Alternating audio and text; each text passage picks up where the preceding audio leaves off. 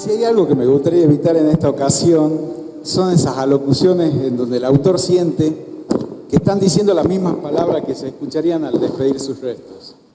Y como lo que aquí nos convoca es la aparición de un libro, que para mí es como un hijo, entonces me tomo el atrevimiento de hablar primero yo celebrando este nacimiento. Sé que no queda bien, tal vez, preguntar a los padres cómo hicieron a sus hijos. Creo que sería hasta de mal gusto. Pero en este caso me voy a tomar esa libertad y se los voy a contar. Tomás Eloy Martínez, que me dio el privilegio de ser su amigo, tenía una rara cábala. Las primeras presentaciones de sus obras las hacía en Tucumán y yo era el encargado de organizarlas. Así fue que cuando organicé la presentación de la novela de Perón, un grupo de muchachos se hicieron presentes en mi entonces pequeño local de Galería La Gaceta a expresar su disconformidad por el contenido de la obra. Decían que no se podía escribir una novela sobre Perón. Pero esto no era lo que yo quería contar. Lo que quería decirles es que durante el tiempo que Tomás escribía Santa Evita, nos contaba detalles de esa historia que escribía y lo hacía de una manera en que el relato no solo nos seducía, sino que difícilmente podríamos haber cuestionado su veracidad. Un cadáver embalsamado que se esconde en un cofre, en la sala de proyecciones de un cine, y donde una niña juega con un cuerpo pensando que es una muñeca, es de por sí ya una historia fuerte. Y sobre todo sabiendo que esa muñeca era nada más y nada menos que Evita. Bueno, esa ficción que en un momento se cree real, es un estilo que cultivan o cultivaron muchísimos escritores, incluso mucho antes que Tomás Eloy lo haga con Santa Evita, y es algo con lo que el lector aprendió a sentirse cómodo. Ha sido y es tal vez la manera de hacer entender Latinoamérica en el resto del mundo. Hay incluso analistas de lo político que quisieron usar esto como un mecanismo de interpretación de algunas realidades. Y se escuchó mucho decir que Tucumán era Macondo, el lugar en donde transcurrían las novelas de García Márquez, el cultor del realismo mágico. Contar Tucumán desde el realismo mágico es siempre muy tentador, pero al empezar a recorrer el camino e ir escuchando historias que me contaban, me iba dando cuenta que como habían pintado los agentes de acción poética en una pared de la ciudad, esto superaba la ficción, debía ser la realidad. Y la realidad aquí tiene peso propio y es en muchos casos mucho más sabrosa en términos literarios que mucha ficción que el más imaginativo de los escritores pueda crear. Un gobernador que hacía reuniones de gabinete en calzoncillos, una intendenta que ofrecía canjear su virginidad al gobernador de turno a cambio de que le adelante fondos para la municipalidad, un gobernador asesino, una contienda electoral en donde para los sublemas de un solo partido se requerían 110 toneladas de papel, una perra que tomaba decisiones de Estado, el conocidísimo caso del político al que preguntaban qué comisión deseaba integrar y distraído interpretó que comisión, coima, quería y contestó el 20%, como siempre. Un jefe de policía que allanaba hoteles, alojamiento y sacaba a la gente de las habitaciones para devolver a las solteras a sus padres o a las casadas a sus maridos. Las apuestas que hacían algunos radicales para ver quién se animaba a tocarle el culo a Alfonsino o a Caputo. No lo estoy diciendo en sentido metafórico, es literal. Son parte de un nutrido grupo de anécdotas que pintan un perfil humano de los protagonistas, en donde las pasiones se conjugan con el poder. No creo sinceramente que tengan algún ingrediente folclórico que nos haga particularmente especiales, y si no, ¿cómo entenderíamos a personajes que en otras latitudes también brillan por curiosas actitudes que toman estado público? Para ejemplo, les puedo citar a Berlusconi, a Bill Clinton, a los Bush o ahora al mismísimo Donald Trump, sin escarbar en la historia universal, donde estas cosas se han visto de manera repetida a lo largo del tiempo y en diferentes geografías, sin importar si se trataba de un país de los que se conocen como desarrollados o no. Lo que se me ocurre pensar como una teoría de entrecasa es que este tipo de conducta son el resultado de las pasiones humanas en su interrelación con el poder. Las pasiones, según su definición, doblegan la voluntad y perturban la razón. Todo esto con el contexto que da la dosis de poder que reciben estos seres humanos que administran la cosa pública, de una manera que influye en nuestras vidas, generando a su vez en nosotros reacciones de aprobación o no de sus actos. He seleccionado para este libro las que resultan divertidas, aunque en una provincia como la nuestra, que padeció situaciones tan dramáticas, no podían faltar anécdotas que no nos resulten precisamente graciosas. En estos días en que estuve preparando el libro, me acordé de un episodio de mi niñez. Estaba yo con mi familia en un lugar que no puedo precisar, y primero escuché un murmullo y luego un cerrado aplauso. Se había hecho presente allí el gobernador, y la gente se sentía gratificada de verlo. Perdón, es un poquito de nostalgia de tiempos idos. Para ir cerrando esta palabra y empezar el diálogo para el que hemos convocado, quiero aclarar que las cosas que el lector no encuentra en este libro y sean de su conocimiento, no están por una deliberada omisión, sino porque no llegaron a tiempo al cierre del libro. He seguido recibiendo anécdotas y algunas muy buenas, pero creo, tal como lo puse en el libro, que para muestra basta un botón. Y aquí hay bastante para leer de nuestra historia de un modo diferente.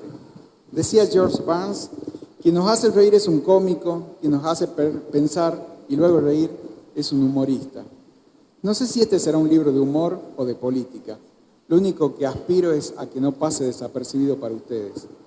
Quiero agradecer especialmente, entre tanta gente que colabora en este libro, y lo voy a decir en orden alfabético para que no se enojen, a Tony Arnedo, a Juan Manuel Asís, a Álvaro Aurane, a Irene Benito, a Roberto Delgado, a Gustavo Grupali, a Manuel Riva, a Fernando Estanich, a Federico Turpe, a Luis Giannicelli, y aparte a la enorme cantidad de políticos que aportaron anécdotas. También mencionar a la gente de Federalismo y Libertad y por supuesto a mis presentadores por estar aquí conmigo e invitarlo a tener una charla sobre la obra que hoy presento y que a partir de ahora pongo a consideración de todos ustedes. Muchas gracias.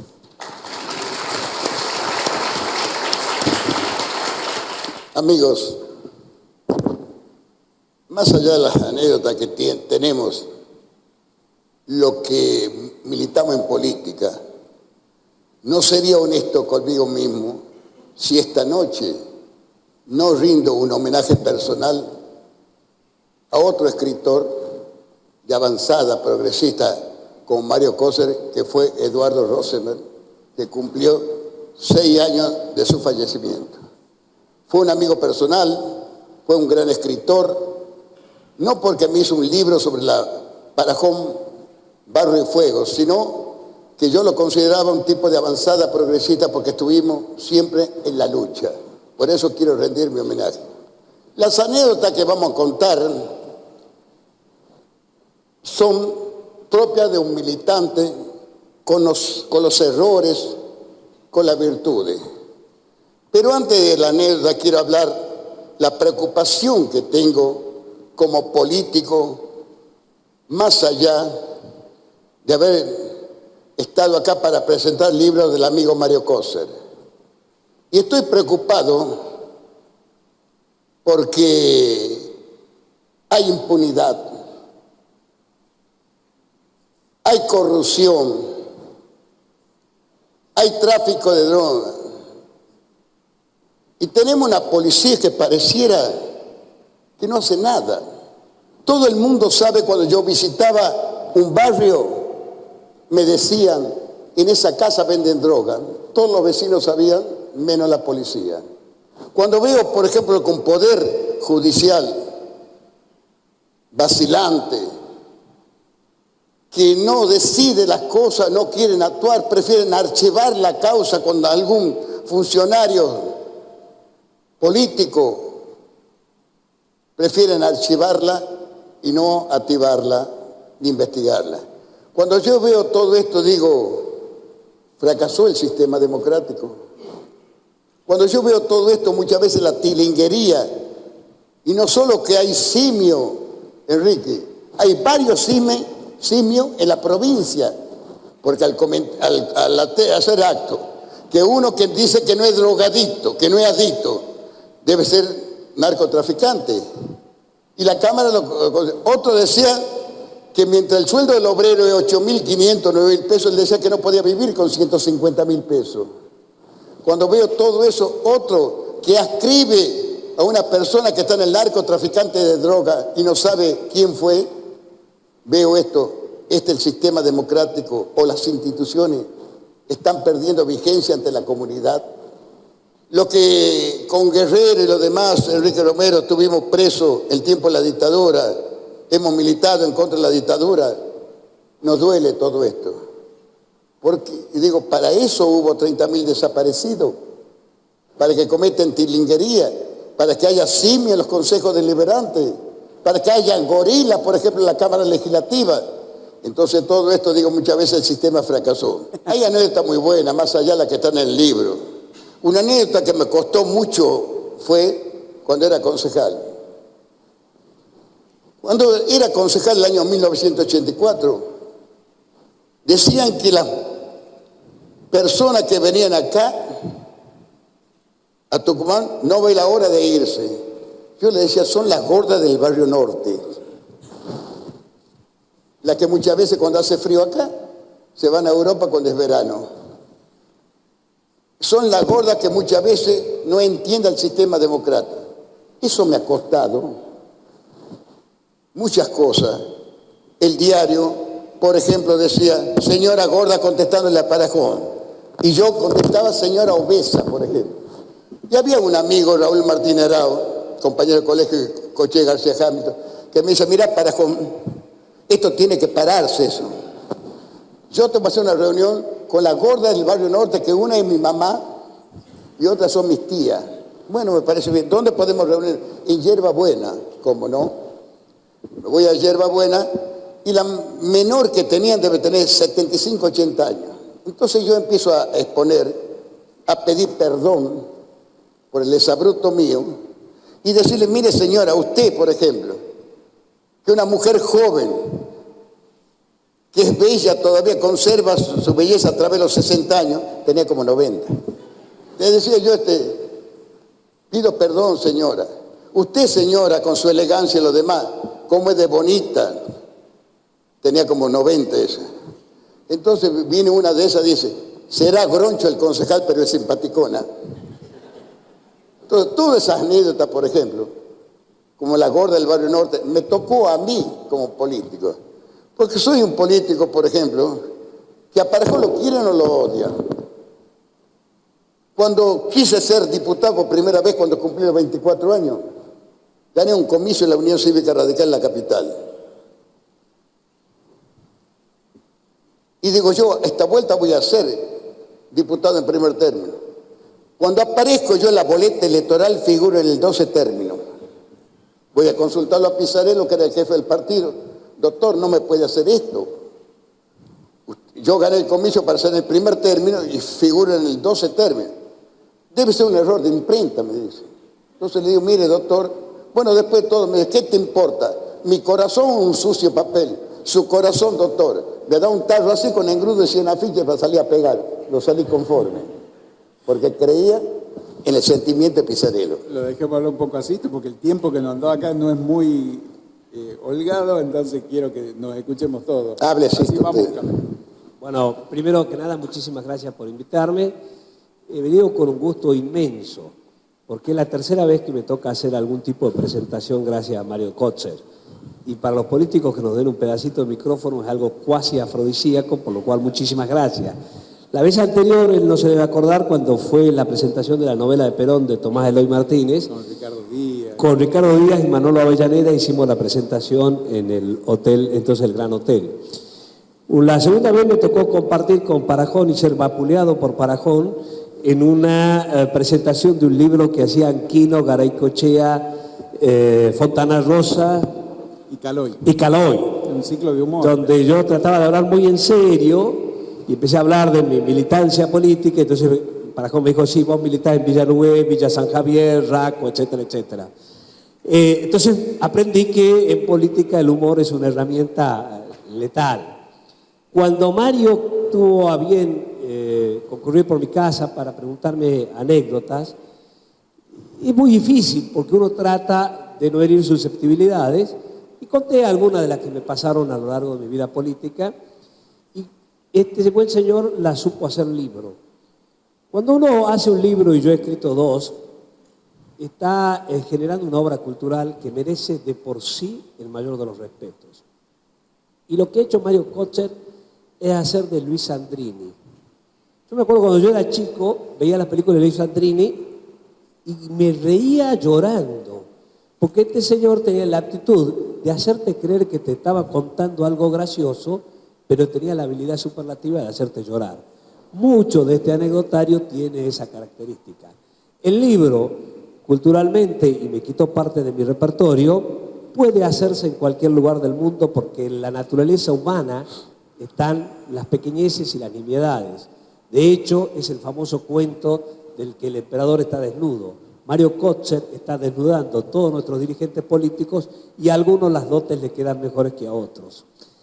Él, además, en su libro tiene 3 segmentos. Un primer segmento donde, a modo de anécdota, subrepticiamente emite juicios de valor respecto de las distintas personas objeto de sus anécdotas. Como tal, los respeto, algunos comparto, algunas no, pero resulta valiente y muy interesante que lo haga. La segunda parte del libro está referida a opiniones personales de periodistas como Juan Manuel Asís, como Federico Turpe, que han tenido vivencias personales, o como mi amigo Luis Giannicelli, que me demostró a mí mismo que no soy el único que ha leído toda la obra de Alberdi, porque narra anécdotas de Alberdi en el libro. Y el tercer segmento habla del anecdotario de lo que yo no viví porque soy demasiado joven, pero que Antonio Guerrero y Enrique Romero, que son mucho más viejos que yo, con toda seguridad podrían dar más cabal cuenta de su certeza. En este caso, y como uno tiene que tratar de entender, hay 2 anécdotas que no están en el libro, pero que pueden enriquecer el libro, que no las he vivido, por la cual las transmito apócrifamente en función de terceros. Una anécdota es que dicen que había una famosa dirigente justicialista que estaba en el estudio de un señor mientras se hacía la lista. En aquel momento no existían computadoras, entonces se hacían las listas dactilográficas. Y había una original donde ella iba tercera en la lista. Cuando llegó el momento, parece que alguien le toqueteó la lista y le iba a poner en el último lugar. Pacientemente la concejal esperó que se terminara el dactilógrafo de hacer la cosa y en el momento que le estaban para llevar a firmar, manoteó la hoja y se comió la hoja. De esa manera llegó a ser concejal electa muy poco tiempo después. Evitó que le sustituyeran en ese tema. Y la segunda anécdota está referida a un viejo cuento peronista que yo no sé si es verdad o no, pero que dicen que en una reunión había varios dirigentes conspicuos y uno de ellos empieza a pontificar sobre la importancia de la lealtad, sobre la importancia de la militancia y decía, para un peronista no hay nada peor que la traición. Y de repente se sintió una vocecita tenue que dijo, peor que la traición es el llano, compañeros. Y eso también forma parte del anecdotario cotidiano de todos nosotros. Yo quiero felicitarte de todo corazón por el esfuerzo cultural que haces de, disfrazado de humor, darnos un perfil de nuestra sociedad que puede aplicarse a la generalidad del género humano, pero que presenta características particulares de nuestra propia idiosincrasia. Nuestra forma de expresar las pasiones humanas es distinta a la del común de la gente. Trump será Trump y muy gracioso, Clinton tendrá las mismas debilidades que muchos de nuestros dirigentes políticos y seres humanos, pero lo hacemos de otra forma quizá más divertida y entretenida. Muchas gracias y felicitaciones de nuevo al autor.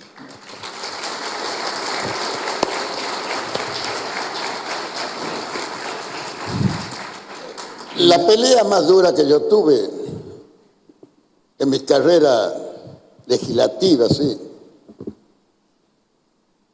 Porque para mí ser legislador no es una profesión, es una responsabilidad. Fue un debate entre fuerzas republicanas,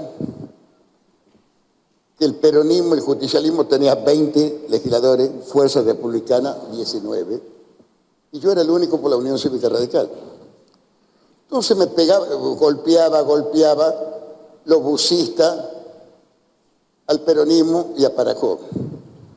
Entonces yo interrumpo y le digo yo al presidente del bloque Linares con esta palabra: si Bussi quiero que me conteste si realmente tiene voluntad para contestar. Le vamos a contestar, me dice. Muy bien. Pregunte, me dice. Pido la palabra al señor presidente, me la da y yo pregunto: si Bussi secuestró tanto bebé ¿por qué se quedó con los dos más pelotudos?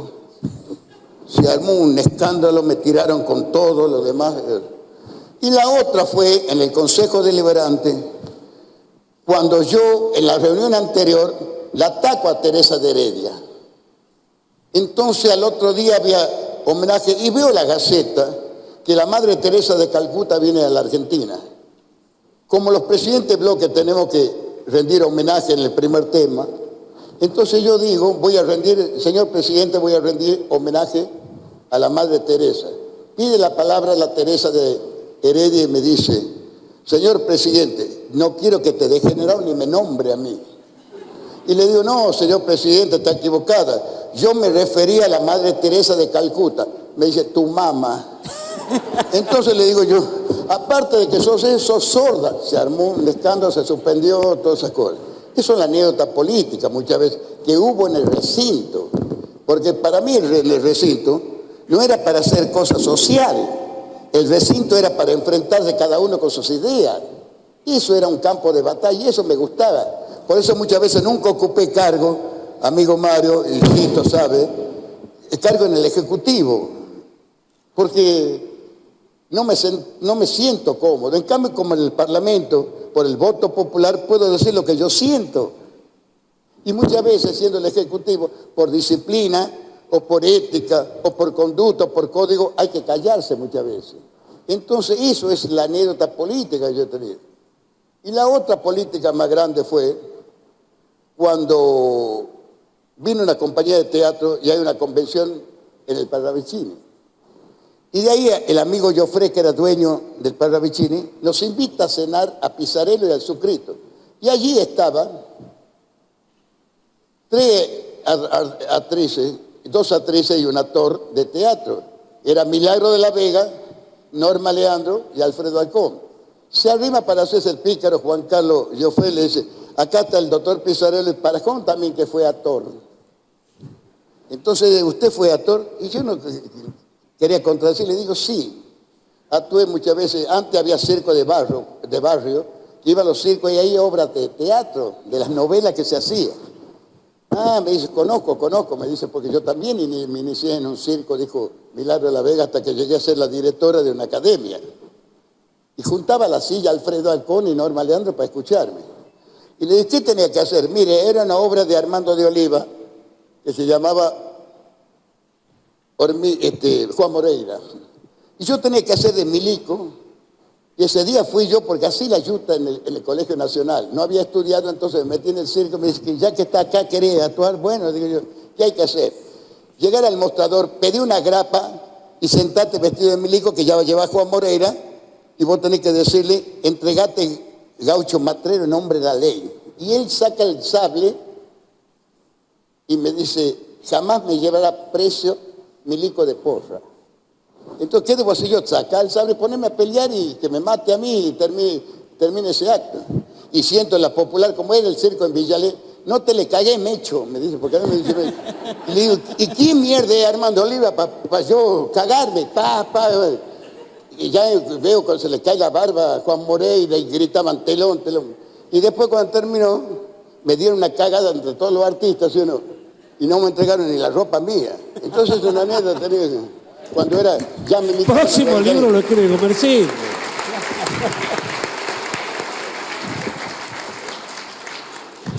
Hay algo así también como cuando estaban en la Cámara, que se armaban esas sesiones tediosas que quedaban hasta alta hora de la noche y que salías vos a saludar a los periodistas y los periodistas te consultaban si la cosa estaba muy embolante. Estaba muy embolante porque se trataba una boludez, no sé de quién, de eso que siempre pide la palabra por una coma, los demás y no se aprueba. Pero estaba muy aburrido. Salgo afuera y me dice, para con esto, ya nos vamos, dice, estamos aburridos. Para, ya voy a hacer quilombo. Le digo, ya voy a insultar a alguien, se va a armar el quilombo y ustedes van a sacar la foto. Y otra anécdota fue cuando me llevaron preso, era empleado judicial en la huelga, en la dictadura. Me llevan preso de una tarima que antes había frente al juzgado federal, en la Piedra del Congreso. Me llevan preso, pegándome, me lastimaron todo y me llevan, de la Casa de Gobierno, me llevan a la jefatura. Entonces cae Fon, el negro Fon, Y yo me salía sangre del oído, porque me llevaron a patada y a palo ahí la policía. Entonces me dice, mire, dice al comisario, qué macana, Parajón está detenido ya. Y a mí me mandó Harry García Hamilton a sacar la foto porque dice que Parajón le pegaron a ustedes. Y quiero sacarle la foto para la Gaceta porque me dice, no traerla, va a estar despedido. Entonces el comisario me hizo cagar de nuevo y Fon sacó la foto. ¿Sí, no? Entonces eso es lo que muchas veces en política hay sufrimiento, hay sinsabores, todo, y eso es lo que pasó. Para quedar bien con la Gaceta me hicieron cagar de nuevo. Es insuperable, esto nunca lo había escuchado yo, de verdad. Yo lo que les quiero contar que todos estos últimos meses yo no le pasó nada mal recibiendo todas estas anécdotas y escuchando a personajes como el Menchu que me contaba cosas, incluso hay gente que me contó cosas. Cosito también tenemos varios anécdotas. Varias, sí, no, yo tengo, de formación profesional, dificultades para decir malas palabras y trato de no enojarme mucho con los legisladores. Pero hubo una vuelta que había uno que me tenía la paciencia totalmente reventada y que se sentaba, yo era en ese momento vicegobernador y el tipo ¡paf! Me daba por todos lados. Entonces en un momento dado digo, ¿cómo hago yo para no perder la compostura e insultarlo a este buen hombre de alguna forma más o menos contundente? Entonces pedí autorización, que se otorga muy excepcionalmente, para bajar del recinto. Entonces empecé a decirle al señor legislador, que con el debido respeto, me sentía muy ofendido por sus dichos.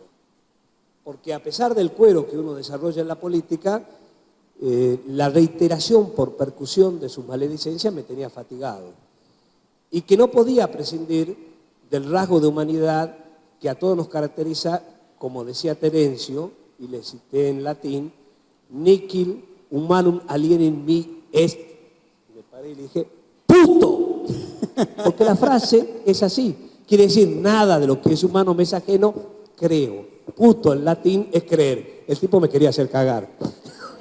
Esa es como la famosa anécdota de Carranza, del conchudo senador que me antepuso. Claro, conchudo significa en el diccionario de la Real Academia astuto, sagaz, y en una reunión de la legislatura, queriendo hacerlo sacar de la casilla, un legislador le dijo al otro, pedazo de conchudo.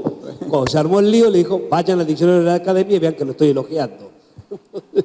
Algo así tratamos de hacer, pero como con Gumersindo es imposible. Claro, yo era diferente. Sí.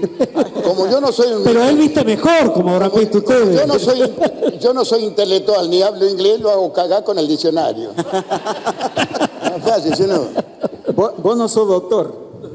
No soy doctor. No, pero tiene más años de tribunales que yo. Un día en un acto le digo, viva el doctor, no soy doctor, soy veterinario, me trae como 6 gallinas, 2 perros, entonces...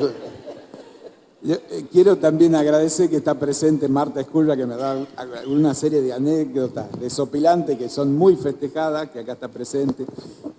Quiero contar una de las que me contó ella, que me parecía, con el permiso de ella, por supuesto, un día que cuando fue intendenta y la municipalidad requería fondos necesariamente para poder sobrevivir, ella le explicaba al gobernador Miranda que la municipalidad era inviable sin esos 3 millones de pesos que ella necesitaba. Y Miranda, que era una época muy embromada de la provincia, le decían, Marta, no tengo de dónde sacar esos 3 millones de pesos. Y a Marta no se le ocurrió otra cosa más genial que ofrecerle al gobernador Miranda su propia virginidad a cambio de esos 3 millones de pesos. Y le dijo, Julio, ¿vos alguna vez has estado con una virgen?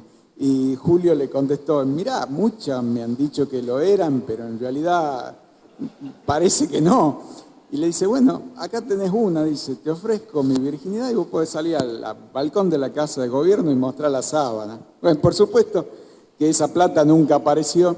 Y ahora, la anécdota es verídica, lo que me cuesta creer es que Julio Miranda se haya resistido a la tentación.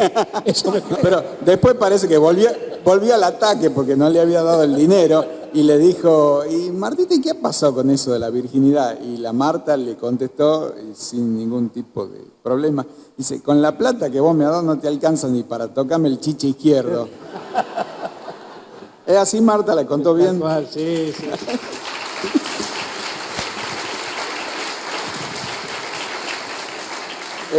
hay anécdotas Claro, de todo Mario, tipo y lo muchas. que pasa es que en política, sí, esto también sabe, hay mucha ingratitud también, como vos. Y muchas veces uno, no es que se sale de los carriles solamente, cuando a uno lo atacan, uno reacciona. Una vez estaba también, no sabía cómo pegar, estaba hablando yo y muchas veces me olvido yo lo que había notado. Y empiezo a hablar yo y le digo, porque el Partido Justicialista en su carta orgánica del artículo 292, y todo hacía así con la cabeza, y no hay 292 ni en la plataforma, en la carta orgánica.